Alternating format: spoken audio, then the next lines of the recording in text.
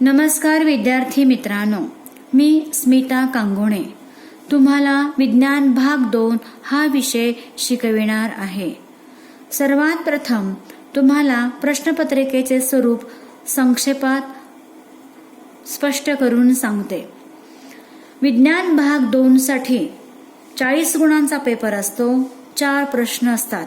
प्रश्न पहिला 10 गुणांचा, प्रश्न दुसरा 10 गुणांचा, प्रश्न तिसरा 15 गुणांचा आणि प्रश्न चौथा असतो 5 गुणांचा।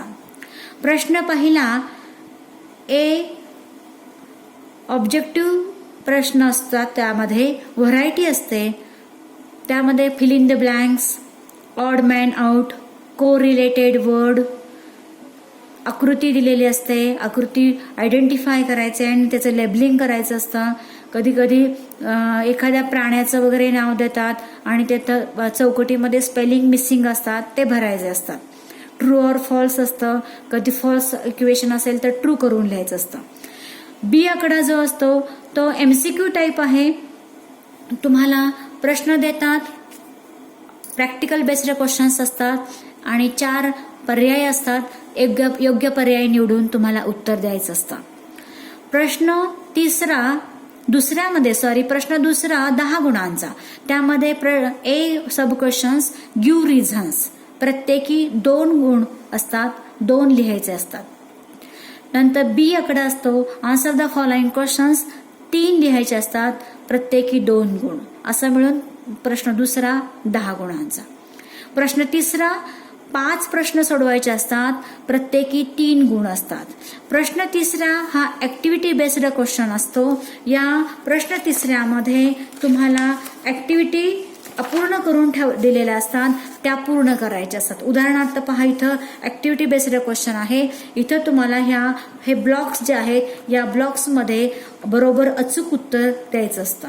इथं काही चित्र दिलेली असतात आणि तिथं काही क्वेश्चन्स असतात, ते चित्र ओळखायचं असतं। त्याला रिलेटेड जे प्रश्न असतात ते रिलेटेड अचूक उत्तर तुम्ही लिहायचं असतं। अशा पद्धतीने प्रश्न तिसरा जरी 3 गुणाचा असला तरी निबंध वजा उत्तर इथं बऱ्याच वेळा नसतं, तर तुम्हाला हे अशा पद्धतीने ऍक्टिव्हिटी बेस्ड क्वेश्चन्स असतात, त्याची उत्तरं लिहायची असतात। प्रश्न चौथा जो आहे, प्रश्न चौथा 5 गुणांचा असतो। 5 गुणांचा प्रश्न चौथ्यामध्ये सुद्धा मुलांनो 2 देतात प्रश्न तुम्हाला, त्यापैकी 1 सोडवायचा असतो। 1 प्रश्न निबंध वजा कधीच नसतो, किंवा मोठ्याच्या मोठा 5 गुणांचा आहे, ब्रॉड क्वेश्चन लिहा असं नाही, तर त्याच्यामध्ये पुन्हा उपप्रश्न असतात। बऱ्याच वेळा काय करतात, 5 मार्कासाठी 5 क्वेश्चन देतात, प्रत्येक एक गुणाला। बऱ्याच वेळा 2 मार्काचा एक प्रश्न, 2 मार्काचा एक प्रश्न आणि 1 गुणाचा एक प्रश्न, असंही करतात। इथं बघा, या प्रश्नपत्रिकेमध्ये तर तुम्हाला सिम्बॉल्स दिलेत, आयडेंटिफाय करायचे, तर आन्सर दिलेत। बऱ्याच वेळा आकृतीवरून प्रश्न असतात, इथे एक आकृती दिली, तुम्हाला आयडेंटिफाय करून उत्तर द्यायचे आहेत। म्हणजे प्रश्न चौथा सुद्धा निबंध वजा प्रश्न येणार नाही। बऱ्याच वेळा प्रश्न चौथ्यामध्ये पॅराग्राफ देतात मुलांनो, पॅराग्राफ वरती क्वेश्चन्स असतात। बऱ्याच वेळा काय करतात, पॅराग्राफमध्ये फिल इन द ब्लँक्स सोडलेले असतात, वरती तुम्हाला एकदम चौकटीमध्ये प्रश्न देतात, त्याचे वर्ड्स देतात आणि ते फिलअप करायचे असतात। असे व्हरायटी प्रश्नपत्रिकेची असते, तुम्ही त्यानुसारच अभ्यास करायचा आहे। आता पुस्तक बघा, विज्ञान सायन्स अँड टेक्नॉलॉजी पार्ट 2, त्याचे इंडेक्स काढा। या इंडेक्समध्ये मी तुम्हाला प्रत्येक धड्याचं मार्किंग स्कीम सांगणार आहे। पहा, इथं तुमच्या लक्षात येईल, मार्किंग स्कीम मध्ये आता टॉपिक किती आहेत, 1 ते 10 टॉपिक आहेत। पहिला टॉपिक जो आहे, तो पहिला टॉपिक हेरिडिटी अँड इव्हॉल्युशन। इथं 3/5 म्हणजे 3 गुणाचा कंपल्सरी प्रश्न येणार, विकल्पासहित 5। याचा अर्थ असा आहे की 3 विकल्पासहित 5 गुण। दुसरा topic life processes in living organisms part 1, 4 गुणासाठी, विकल्पासहित 6 गुण। तिसरा बघा, life processes in living organisms part 2, 5 गुण, विकल्पासहित 7। चौथा प्रश्न एन्व्हायरमेंटल मॅनेजमेंट, 5 गुण, विकल्पासहित 7। टुवर्ड्स ग्रीन एनर्जी 4 गुण विकल्पासहित 6. 6. ॲनिमल क्लासिफिकेशन 4 गुणासाठी विकल्पासहित 6. 7वा टॉपिक इंट्रोडक्शन ऑफ मायक्रोबायोलॉजी 4 गुण विकल्पासहित 6. सेल बायोलॉजी अँड बायोटेक्नॉलॉजी 4 गुण विकल्पासहित 6. सोशल हेल्थ 4 गुण विकल्पासहित 6. डिझास्टर मॅनेजमेंट 3 गुण विकल्पासहित 5. तुम्ही तुमच्या पुस्तकामध्ये सुद्धा अशाच पद्धतीने पेन्सिलने कोणता टॉपिक किती गुणांसाठी आणि विकल्पासहित गुण नोंदणी करून ठेवा, म्हणजे आपल्याला अभ्यास करताना त्याचा फायदा होईल. उत्तरपत्रिका लिखाणाची संबंधीची माहिती मी तुम्हाला आता काही एवढी डिटेल्समध्ये सांगत नाही. जेव्हा आपण वर्गामध्ये ऑफलाईन भेटू तेव्हा मी तुम्हाला उत्तरपत्रिका कशा पद्धतीने लिहायच्या याची सविस्तर माहिती देईन. मी लगेचच टॉपिक फर्स्ट साठी सुरुवात करूया. आपण पहा, हेरिडिटी अँड इव्हॉल्युशन पहिला टॉपिक आहे. अनुवंशिकता आणि उत्क्रांती. हेरिडिटीचे डेफिनेशन तुम्हाला माहित आहे, आधीच्या इयत्तांमध्ये शिकलेलं आहे. What is meant by heredity? Transfer of characteristics from one generation to another किंवा one generation to next generation through genes means heredity. पुस्तकामध्ये तेच दिले पहा. Heredity is the transfer of biological characters from one generation to another via genes. Biological characteristics किंवा characters are transferred from one generation to another via genes is called as heredity. आता हे heredity जे आहे, DNA through jeans कुठे असतात? DNA, chromosomes, jeans, DNA याची सगळ्याची माहिती कोणत्या शास्त्रज्ञाने शोधून काढली याची शॉर्टमध्ये समरी तुम्हाला या फर्स्ट पॅराग्राफमध्ये दिलेली आहे.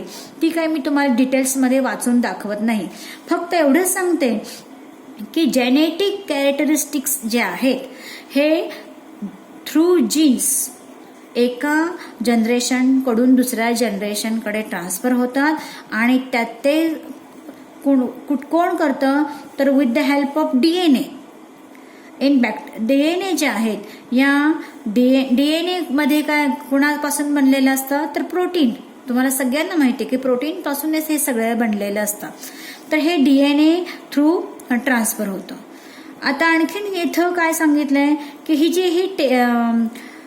आता हे शास्त्रज्ञ जे बऱ्याच जणांची नावं जिथं आहेत इन्व्हॉल्व्ह झालेल्या समरीमध्ये की त्यांचं योगदान दिलेलं आहे की कोणी काय काय शोधून काढलेलं आहे आणि याचा आपल्याला कशा पद्धतीने फायदा होतो. की एक जेनेटिक इंजिनिअरिंग एक ब्रांच आहे, मेडिकल सायन्स किंवा जे आपल्या बायोलॉजीच्या ब्रांचेस आहेत त्या ब्रांचेसमध्ये जेनेटिक इंजिनिअरिंग एक ब्रांच आहे, एक फील्ड आहे. आणि याच्यामध्ये इथं ही जी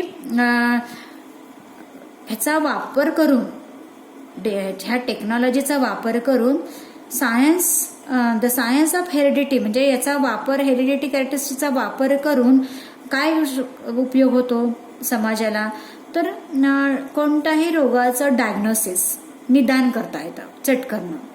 नंतर निदान झालं तर कोणत्या प्रकारची ट्रीटमेंट प्रोव्हाइड करावं, प्रोव्हिजनल.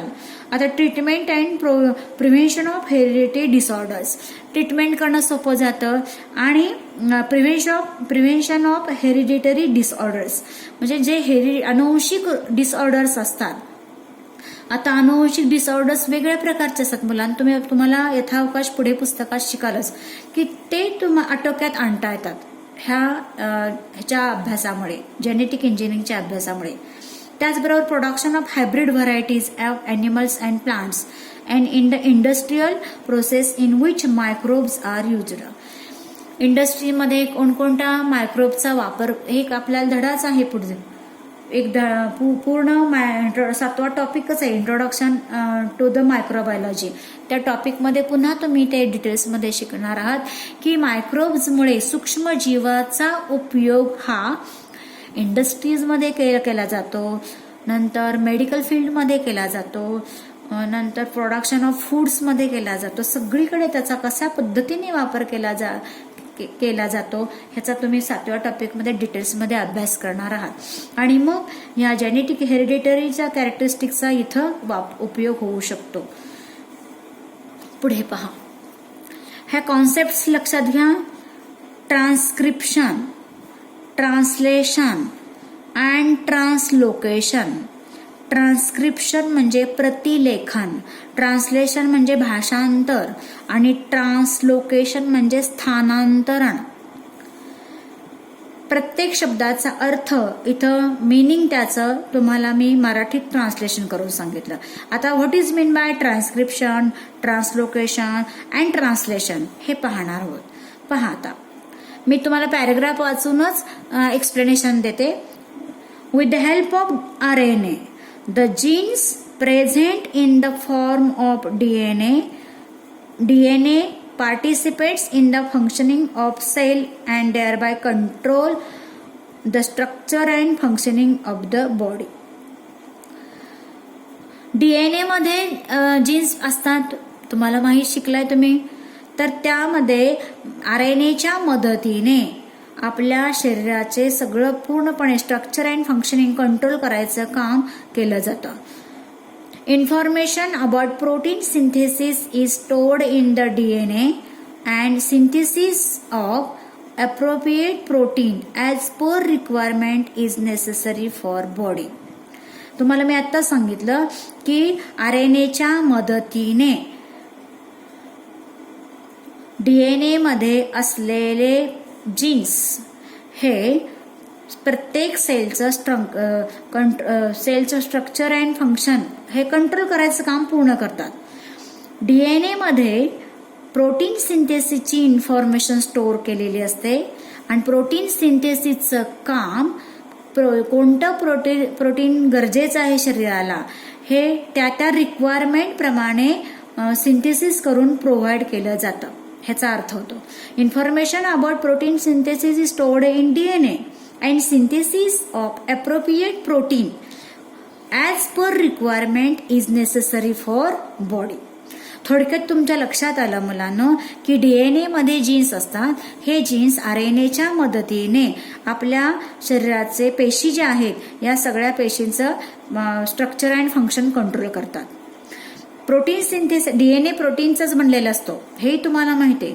प्रोटीन सिंथेसिस होण्याची इन्फॉर्मेशन जी माहिती आहे ते DNA मध्ये स्टोअर केलेली असते आणि शरीराला कोणत्या प्रकारचं प्रोटीन आवश्यक आहे त्यानुसार ते गरजेनुसार प्रोव्हाइड केलं जातं.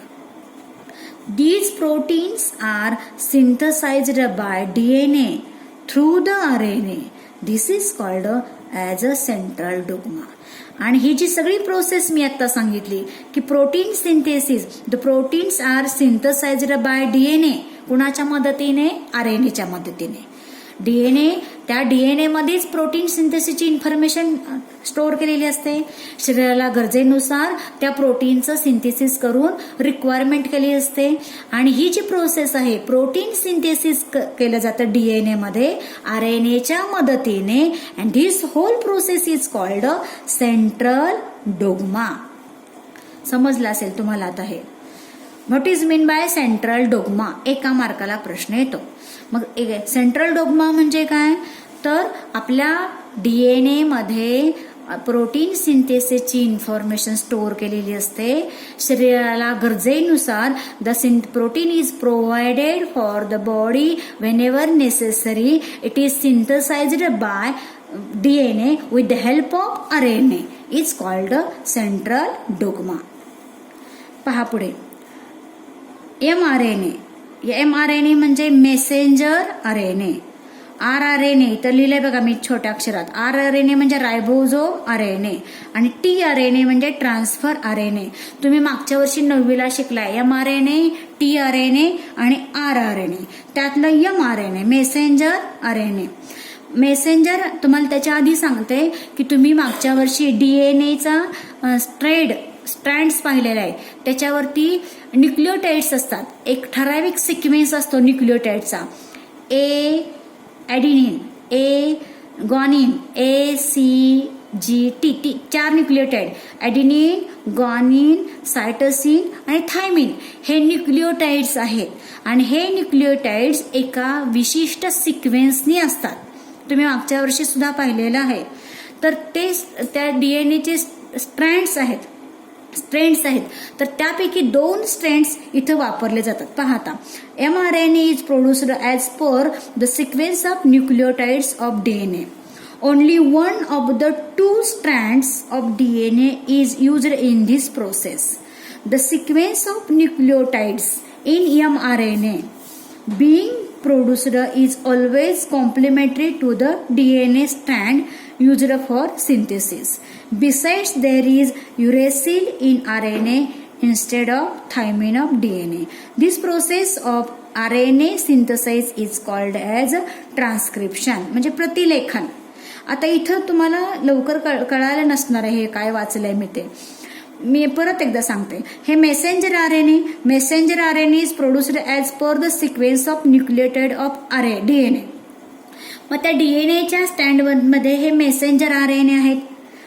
त्यापैकी मी सांगितलं की only 2 strands of DNA is used in this process, म्हणजे ट्रान्स्क्रिप्शनच्या प्रोसेसमध्ये त्यातले 2 स्ट्रँड्स वापरतात. द sequence of nucleotide in mRNA. आता त्या mRNA जे आहे त्या सिक्वेन्समध्ये the sequence of nucleotides in mRNA being produced is always complementary to the DNA strand used for synthesis. मग हे जे डीएनए मध्ये सिक्वेन्सने न्यूक्लियोटाइड्स आहेत, त्या न्यूक्लियोटाइड्समध्ये हे आरएनए काय करतं, तर या थायमिनच्या ऐवजी काय घेणार आहे, त्या जागी जातं uracil. There is a uracil in RNA instead of thymine of DNA. म्हणजे त्या डीएनए मध्ये असलेल्या थायमिनची जागा कोण घेणार आहे, युरेसिल इन आरएनए. लक्षात घ्या, आरएनए मधलं युरेसिल ती जागा घेते आणि ह्या प्रोसेसला म्हणायचं transcription. This process of RNA synthesis is called as transcription. मग याला सिंथेसिस म्हणायचं. The process of RNA synthesis means डीएनएच्या स्ट्रँड्समध्ये जे न्यूक्लियोटाइड्स आहेत ते एक ठराविक त्यांचा क्रम आहे. मग त्या क्रमामध्ये जे थायमिन आहे की नाही, त्या थायमिनची जागा कोणी घेतली, तर थायमिनला रिप्लेस केलं. कोणी रिप्लेस केलं, युरेसिल इन आरएनए, म्हणजे आरएनए मधल्या युरेसिलने. आणि हे जे प्रतिलेखन केलं, डीएनएच्या थायमिनची जागा रिप्लेस केली ह्या आरएनएच्या युरेसिलने, आणि ह्या सगळ्या प्रोसेसला म्हणायचं ट्रान्स्क्रिप्शन.